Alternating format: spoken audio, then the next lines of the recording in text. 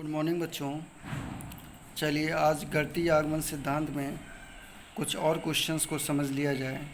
तो अभी जो पिछली क्लास में आपको क्वेश्चन नंबर 8 को बताया गया था, अब हमने कहा था इसमें हम सभी सवालों को नहीं बता रहे हैं, क्योंकि सभी सवाल सिर्फ वही एक ही मेथड से लगने हैं जिसको आप प्रैक्टिस करिए। तो हम बीच बीच से कुछ अच्छे क्वेश्चंस को लेके आपको समझा रहे हैं। हाँ, जो बीच में क्वेश्चन रह जा रहे हैं उनको आप लगाइए, और अगर नहीं समझ में आता है तो आप हमसे पूछ सकते हैं, तो आपको अलग से उसको समझा दिया जाएगा। ठीक है, चलिए क्वेश्चन नंबर 11 को स्टार्ट करते हैं। 11 नंबर में देखिए क्या लिखा हुआ है।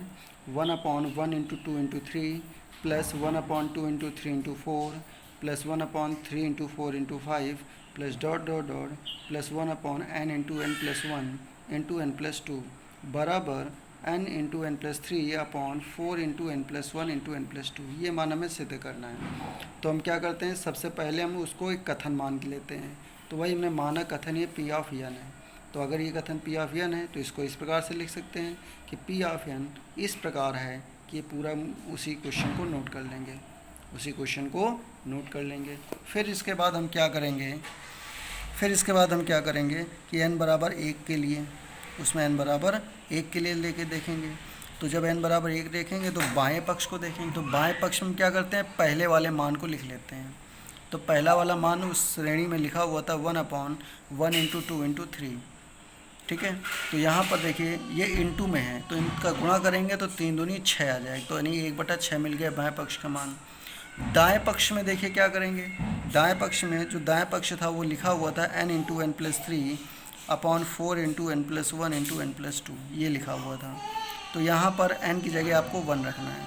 तो क्या बनेगा, 1 इंटू 4 अपॉन 4 इंटू 2 इंटू 3 बन जाएगा। जब यहाँ पर n की जगह क्या रखेंगे, 1 रखेंगे। तो देखिए 1 प्लस 3 क्या होगा, 4, 1 प्लस 1 क्या होगा, 2, और 1 प्लस 2 क्या होगा, 3। ठीक, अब देखिए 4 से 4 कैंसिल, बाकी वैल्यू 1/6 आ जाएगी। तो देख रहे हैं हम कि बाएं पक्ष का मान दाएं पक्ष के बराबर आ रहा है। और अगर ये बराबर है तो इसका मतलब हुआ कि n बराबर 1 के लिए जो कथन है वो सत्य है। ठीक है, अब इसके बाद देखिए आगे, ये तो n बराबर 1 के लिए करते हैं। फिर अगला स्टेप होता है हमारा कि हम n बराबर k के लिए एक कंडीशन निकाल के लिख लेते हैं, और जिसको ये मानते हैं कि ये कंडीशन सत्य है। और इस कंडीशन के आधार पर n बराबर k प्लस 1 के लिए हम उसको प्रूफ करके दिखाते हैं। तो देखिए हमने n बराबर k के लिए हमने वही कंडीशन नोट कर ली है। अंतर क्या है, जो क्वेश्चन आपको दिया जा रहा है उसमें सिर्फ जहाँ पर n लिखा है उस n की जगह आपको क्या नोट कर देना है, k। तो k के लिए मान आ जाएगा। ठीक है, तो वही 1/, वैसे तो यहाँ n प्लस 1 n प्लस 2 लिखा था, चूँकि हमें n बराबर k लिखना है इसलिए यहाँ k प्लस 1 k प्लस 2 बन जाएगा। और बराबर में यहाँ भी n की जगह क्या आ जाएगा, k आ जाएगा। तो इस तरीके से हमने इसको एक समीकरण डाल के छोड़ दिया। अब देखिए आगे, अब दिए गए कथन पी ऑफ एन में n बराबर k प्लस 1 रखेंगे, n बराबर k प्लस 1 रखेंगे। तो इसको आप थोड़ा समझ लें कि जब हम इसमें n बराबर k प्लस 1 रखेंगे तो देखिए ध्यान से क्या करना है आपको।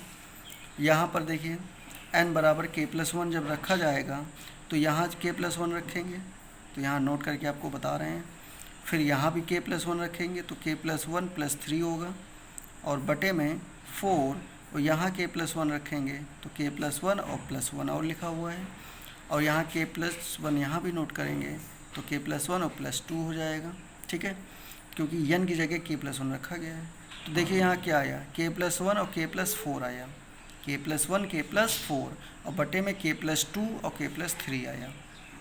तो देखिए यहाँ पर क्या लिखा हुआ है हमने, यहाँ भी वही मान लिखा है k plus 1 into k plus 4 upon 4 into k plus 2 into k plus 3। ठीक है, अब इस तरीके से, और देखिए इसमें ध्यान से एक चीज़ और, जो ये मान था यहाँ जब रखेंगे तो k plus 1 into k plus 1 plus 3 upon 4 into k plus 1 plus 1, और यहाँ पर k प्लस 1 प्लस 2। ठीक है, तो इस तरीके से आपको ये मान मिल गया। तो सबसे पहले तो हमें वो स्टेटमेंट बना लेना है, और वो स्टेटमेंट सिर्फ इतना बनाना है कि जहाँ पर n है उसकी जगह आप क्या रखेंगे, k प्लस 1, तो आपको ये मान मिल जाएगा।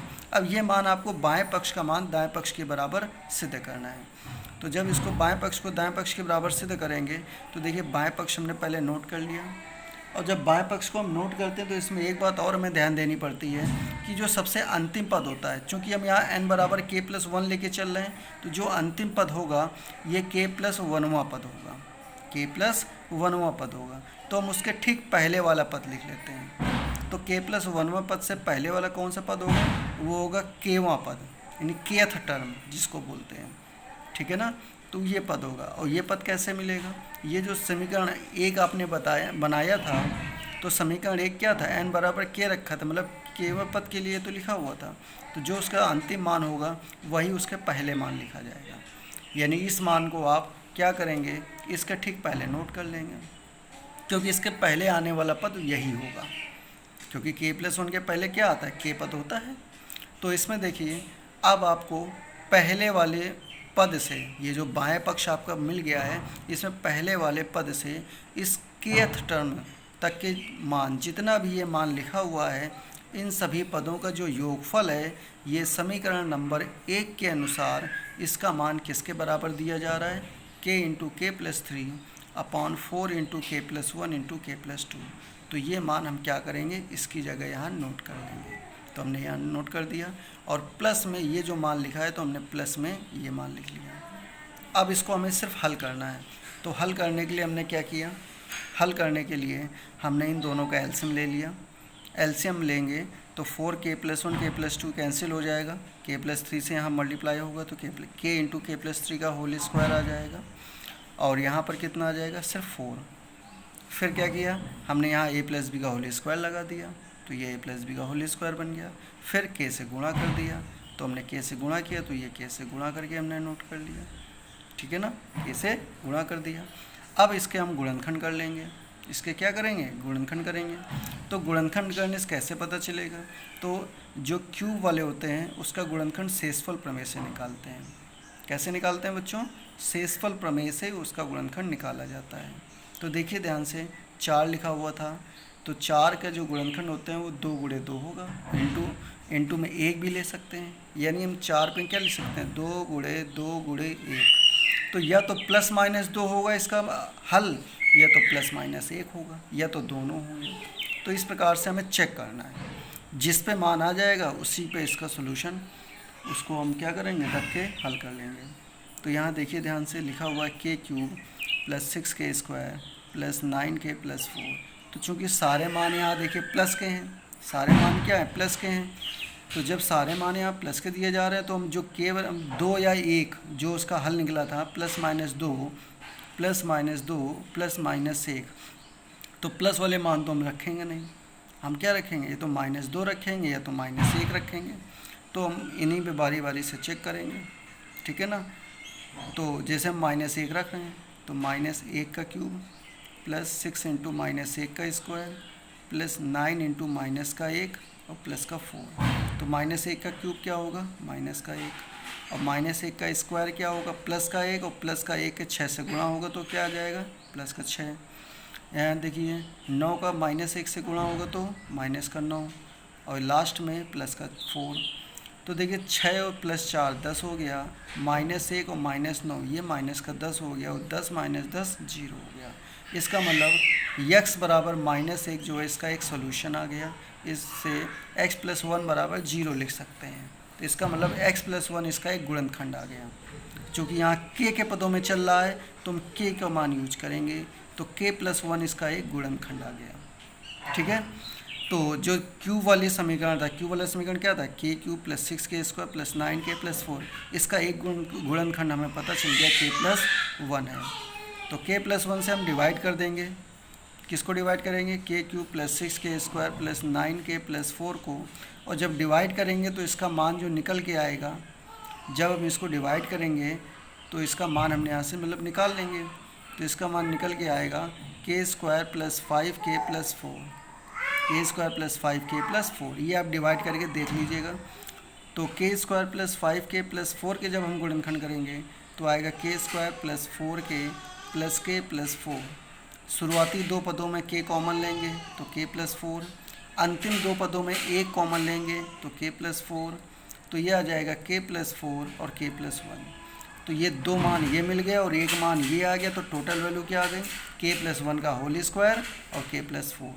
तो ये लिख दिया हमने k+1 का होल स्क्वायर इंटू k+4, और बटे में जो मान लिखा हुआ था वो लिखा रहने देंगे। तो जिससे देखिए k+1 की एक पावर यहाँ कैंसिल हो जाती है, तो बाकी क्या बचा, ऊपर k+1 बचा और k+4 बचा, ये लिखा हुआ है, बटे में 4 k+2 और k+3 बचा, तो ये लिखा हुआ है। ठीक है, तो यही मान हमें सिद्ध करना था, यानी यही हमारा दायां पक्ष था।